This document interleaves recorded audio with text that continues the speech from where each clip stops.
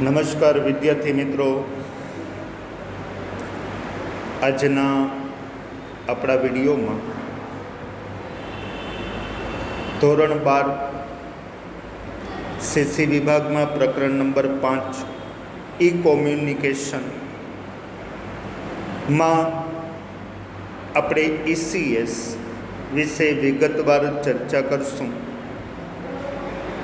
હવે આપણે ઈ કોમ્યુનિકેશન એટલે કે ઇલેક્ટ્રોનિક કોમ્યુનિકેશનની ચર્ચાઓ કરીએ છીએ અને ઈ કોમ્યુનિકેશનના ભાગરૂપે જુદા જુદા સ્વરૂપો અને પ્રકારોની ચર્ચા કરીએ છીએ। તો ઈ કોમ્યુનિકેશનનો એક વિશિષ્ટ અને મહત્ત્વનો તેમજ ઈ બિઝનેસમાં એટલે કે ઇલેક્ટ્રોનિક બિઝનેસમાં વધુમાં વધુ ઉપયોગમાં આવતો આ એક વિશિષ્ટ પ્રકાર છે જેની આપણે ચર્ચા કરવાની છે। ઈસીએસના પહેલાં નામની ચર્ચા કરીએ તો આ એક ટૂંકું સ્વરૂપ છે। ઈસીએસ પૂરું નામ છે ઇલેક્ટ્રોનિક ક્લિયરિંગ સર્વિસીસ। યાદ રાખજો, સર્વિસ લખશો તો ખોટું પડશે। ઇલેક્ટ્રોનિક ક્લિયરિંગ સર્વિસીસ કે જેને ટૂંકમાં ઈસીએસ કહેવાય છે અથવા તો ઈસીએસ તરીકે ઓળખવામાં આવે છે। એક બેંકમાંથી બીજી બેંકમાં કે સંસ્થામાં ઇલેક્ટ્રોનિક પદ્ધતિથી ખાતેદાર એટલે કે બેંકનો જે ગ્રાહક છે તે નાણાંની ચૂકવણી કરવાની સેવાઓ પ્રાપ્ત કરે છે, તેને ઇલેક્ટ્રોનિક ક્લિયરિંગ સર્વિસીસ તરીકે ઓળખવામાં આવે છે। નાણાં મેળવવા અને ચૂકવવા એમ બંને સેવાઓ ઈસીએસ માટે ઉપયોગી છે। ખાસ કરીને મોટી જે કંઈ સંસ્થાઓ છે, મોટા મોટા એકમો છે, તે પગાર, પેન્શન, વ્યાજ, કમિશન, ડિવિડન્ડ અને અન્ય પ્રકારના જે નિયમિત થતા નાણાકીય વ્યવહારો માટે ઈસીએસનો ઉપયોગ કરે છે। બેંકના વ્યક્તિગત ગ્રાહકો વીમાનું પ્રીમિયમ ચૂકવવા માટે ટેલિફોન બિલ અથવા તો લાઇટ બિલ, પછી લોનના માસિક હપ્તા, નિયમિત સમયે થતા જે કંઈ નાણાકીય વ્યવહારો છે એ નાણાકીય વ્યવહારો માટે ઈસીએસનો ઉપયોગ કરે છે। તો સામાન્ય રીતે આ ઈસીએસ દ્વારા થયેલા નાણાકીય વ્યવહારોની જાણ ગ્રાહકોને તેમણે નોંધાયેલ જે કંઈ મોબાઈલ નંબર પર તેમજ ઈમેલ પર SMS દ્વારા કરવામાં આવે છે। ઈસીએસની સેવા મેળવવા માટે બેંક ચાર્જ ચૂકવવો પડે છે। તો આપણે જોઈએ તો ઈસીએસનો ઉપયોગ ખાસ કરીને નિયમિત રીતે જે કંઈ નાણાકીય ચૂકવણીઓ છે એ કોઈ સંસ્થા, કોઈ એકમ, પછી એ પગાર સ્વરૂપે હોય, પછી વ્યાજ સ્વરૂપે હોય, પેન્શન સ્વરૂપે હોય, અથવા તો સામાન્ય રીતે એકમ છે એ કોઈ કંપની છે ડિવિડન્ડ જાહેર કરે તો ડિવિડન્ડ ચૂકવવા માટે ઈસીએસની સેવાનો ઉપયોગ કરવામાં આવે છે। ઘણી વખત બેંકના ગ્રાહકો નિયમિત રીતે જે પોતાના નાણાંની ચૂકવણી થતી હોય છે, જેમ કે ઘણા લોકો લાઇટ બિલની ચૂકવણી કરવા માટે, વીમાનું પ્રીમિયમ ભરવા માટે, ઘણી વખત છે એ લોનના હપ્તાઓની ચૂકવણી માટે ઈસીએસની સેવાનો ઉપયોગ કરી શકે છે। આ જે કંઈ સેવાનો ઉપયોગ થાય છે, જે કંઈ નાણાકીય વ્યવહારો થાય છે, એ થયેલા નાણાકીય વ્યવહારોની માહિતી છે એ બેંક SMS, ઈમેલ દ્વારા છે એ કરે છે અને જે કંઈ આ વ્યવહારો માટે બેંકે નક્કી કરેલો જે કંઈ ચાર્જ છે એ ખાતેદારે બેંકને ચૂકવવો પડે છે। હવે આગળ વધીએ। ઈસીએસમાં એક પછી એક મુદ્દાઓ કે જે તમારા મોબાઈલ સ્ક્રીન ઉપર તમે જોઈ શકો છો અથવા તો તમને આપેલી PDF છે તેની અંદર તમે ધ્યાન રાખી અને સાંભળી શકો છો। આપણે એક પછી એક મુદ્દાઓની ચર્ચા કરીએ। ઈસીએસ એ ઈ કોમ્યુનિકેશનનો એક વિશિષ્ટ અને મહત્ત્વનો તેમજ ઈ બિઝનેસમાં વધુમાં વધુ ઉપયોગમાં આવતો એક પ્રકાર છે। કારણ કે ખાસ કરીને આપણે ઈ બિઝનેસની ચર્ચા કરી, ઇલેક્ટ્રોનિક બિઝનેસ, ઇલેક્ટ્રોનિક સાધનો અને માધ્યમો દ્વારા જે કંઈ ધંધાકીય પ્રવૃત્તિઓ કરવામાં આવે છે તેને આપણે ઈ બિઝનેસ તરીકે ઓળખીએ છીએ। વર્તમાન સમયમાં અગાઉ જ આપણે ચર્ચા કરી હતી ઈ કોમર્સની અને તેની અંદર આપણે ચર્ચા એ પણ થઈ કે ખાસ કરીને વર્તમાન સમયમાં ગ્રાહકો છે એ વેપારીઓ છે એ ઓનલાઈન શોપિંગને વિશેષ મહત્ત્વ આપે છે. ઈ કોમર્સ વધુને વધુ પ્રમાણમાં દુનિયામાં અત્યારે એક ફેલાતી વિસ્તરતી એક પ્રવૃત્તિ ગણી શકાય. તો એ પણ એક ઈ બિઝનેસનો ભાગ છે. તો આ પણ ECS જે કંઈ નાણાકીય ચૂકવણીઓ અથવા તો નાણાકીય વ્યવહારો માટે ECS બેંક દ્વારા પૂરી પાડવામાં આવતી એક મહત્ત્વની સેવા છે, જે ઈ બિઝનેસમાં વધુમાં વધુ ઉપયોગ કરવામાં આવે છે. તો ઇલેક્ટ્રોનિક ક્લિયરિંગ સર્વિસીસને ટૂંકમાં ECS તરીકે દર્શાવવામાં કે ઓળખવામાં આવે છે.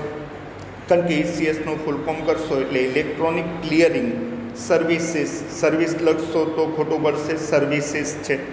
તો ECSનું પૂરું નામ છે ઇલેક્ટ્રોનિક ક્લિયરિંગ સર્વિસીસ.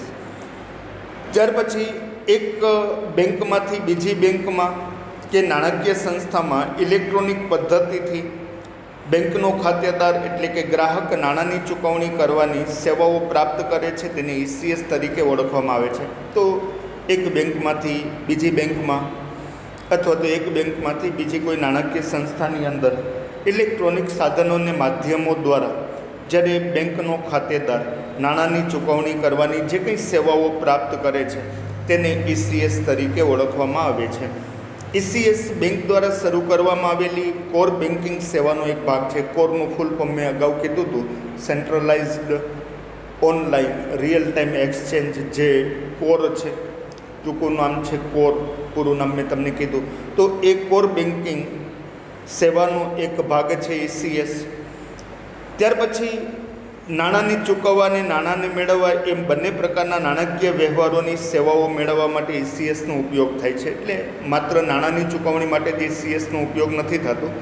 કોઈ ગ્રાહક કે ખાતેદાર નાણાં મેળવવા માટે પણ ECSનો ઉપયોગ કરી શકે છે. એટલે નાણાંની ચૂકવણી અને નાણાં મેળવવા બંને પ્રકારની સેવાઓ માટે ECSનો ઉપયોગ છે એ કરી શકાય છે. મોટી સંસ્થાઓ પગાર, પેન્શન, વ્યાજ, કમિશન, ડિવિડન્ડ, તમામ પ્રકારની સરકારી ચૂકવણીઓ અને અન્ય પ્રકારના નિયમિત સમયે થતા નાણાકીય વ્યવહારો માટે ECSનો ઉપયોગ કરે છે. તો મોટા મોટા એકમો, મોટી મોટી સંસ્થાઓ, કંપનીઓ છે એ પોતાના કર્મચારીઓને પગાર ચૂકવવા માટે, નિવૃત્ત કર્મચારીઓને પેન્શન ચૂકવવા માટે, કોઈ ઉછીના લીધેલા નાણાં માટે વ્યાજ ચૂકવવા, પછી જે કાંઈ વ્યવહારો ધંધાદારી વ્યવહારો થાય છે એમાં કમિશન ચૂકવવાનું થાય તો કમિશનની ચૂકવણી માટે, ડિવિડન્ડ ચૂકવવા માટે. તો આ તમામ પ્રકારના જે કંઈ સરકારી પછી જે કંઈ વ્યવહારો હોય છે, સરકારને જે કંઈ નાણાંની ચૂકવણીઓ કરવાની થતી હોય છે, પછી એ ટેક્સના સ્વરૂપે હોય, ઇન્કમ ટેક્સના સ્વરૂપે હોય, તો આ બધા પ્રકારની ચૂકવણીઓ માટે ECSનો ઉપયોગ થાય છે. અને અન્ય પ્રકારના નિયમિત, આ સિવાયના પણ બીજા કે જે નિયમિત સમયે નાણાંની જે કંઈ ચૂકવણી થતી હોય તે નાણાકીય વ્યવહારો માટે ECSનો ઉપયોગ કરે છે. ત્યાર પછી બેંકના વ્યક્તિગત ગ્રાહકો, જેમ કે સામાન્ય રીતે આપણે જે બેંકમાં ખાતું ધરાવીએ છીએ એ ગ્રાહકો પણ વ્યક્તિગત રીતે જે કંઈ નાણાકીય વ્યવહારો છે, ખાસ કરીને વીમાનું પ્રીમિયમ ભરવું હોય, ટેલિફોન બિલની ચૂકવણી કરવી હોય, લાઇટ બિલની ચૂકવણી કરવી હોય, લોનના માસિક હપ્તા હોય, ક્રેડિટ કાર્ડનું પેમેન્ટ ભરવાનું હોય વગેરે જેવા નાણાકીય વ્યવહારો માટે ECSનો ઉપયોગ કરે છે. તો વ્યક્તિગત ધોરણે પણ ગ્રાહકો બેંકની અંદરથી આ સેવાઓનો ઉપયોગ કરી શકે છે. પછી લાઇટ બિલ ભરવું હોય, ટેલિફોન બિલ ભરવું હોય, વીમાનું પ્રીમિયમ ભરવું હોય, લોનના હપ્તાઓની ચૂકવણી કરવી હોય, તો આવા બધા વ્યક્તિગત ધોરણે જે કંઈ ગ્રાહકે નિયમિતપણે જે કંઈ નાણાકીય વ્યવહારો કરવાના થતા હોય છે તો તે પણ ECS દ્વારા કરી શકાય છે. ECS દ્વારા થયેલા નાણાકીય વ્યવહારોની જાણ બેંકના ગ્રાહકોને તેમણે નોંધાયેલ મોબાઈલ નંબર પર SMS દ્વારા તેમજ તેણે નોંધાવેલ ઈમેલ પર કરવામાં આવે છે. આપણે જોઈએ છીએ જે કંઈ બેંક મારફતે અને ખાસ કરીને ઇલેક્ટ્રોનિક સાધનોને માધ્યમો મારફતે જ્યારે આપણે નાણાંની ચૂકવણી કરીએ છીએ તો એ નાણાકીય ચૂકવણીઓના સંદર્ભમાં કે નાણાકીય વ્યવહારોની જે કંઈ માહિતી છે એ બેંક જે કંઈ ગ્રાહકે રજિસ્ટર્ડ કરાવેલ, નોંધાવેલ જે કંઈ મોબાઈલ નંબર હોય છે તેના ઉપર જો ઈમેલ ID આપેલો હશે તો ઈમેલ મોકલીને, અને માત્ર મોબાઈલ નંબર હશે તો SMS દ્વારા છે એ જાણ કરવામાં આવશે. ECSનો ઉપયોગ બે રીતે કરી શકાય છે. એક છે ECS દ્વારા કોઈપણ પ્રકારની ચોક્કસ રકમ જમા મેળવવી, જેને ECS ક્રેડિટ તરીકે ઓળખવામાં આવે છે. દાખલા તરીકે બેંક ડિપોઝિટનું ત્રિમાસિક વ્યાજ મેળવવું. હવે ECSનો ઉપયોગ બે રીતે કરી શકાય છે. એમાં પહેલાં આપણે ચર્ચા કરી કે ECS દ્વારા કોઈપણ પ્રકારની ચોક્કસ રકમ જમા મેળવવી, જેને ECS ક્રેડિટ તરીકે ઓળખવામાં આવે છે. માની લો કે બેંક છે એ જે કંઈ આપણી ડિપોઝિટ કરાવેલી જે કંઈ રકમ છે અને તેના ઉપર 3 મહિને આપણને વ્યાજ મળતું હોય, તો ત્રિમાસિક જે કંઈ વ્યાજ મળે છે તે જમા મેળવવાના હેતુથી પછી ECS દ્વારા કોઈ પણ ચોક્કસ કે અચોક્કસ રકમ ચૂકવવી, જેને ECS ડેબિટ કહેવાય છે તરીકે ઓળખવામાં આવે છે. દાખલા તરીકે લોનનો હપ્તો ચૂકવવો, રિકરિંગનો હપ્તો ચૂકવવો. જેમ કે તમે જ્યારે નાણાંની ચૂકવણી કરો છો ECS મારફતે, તો એને ECS ડેબિટ કહેવાય છે.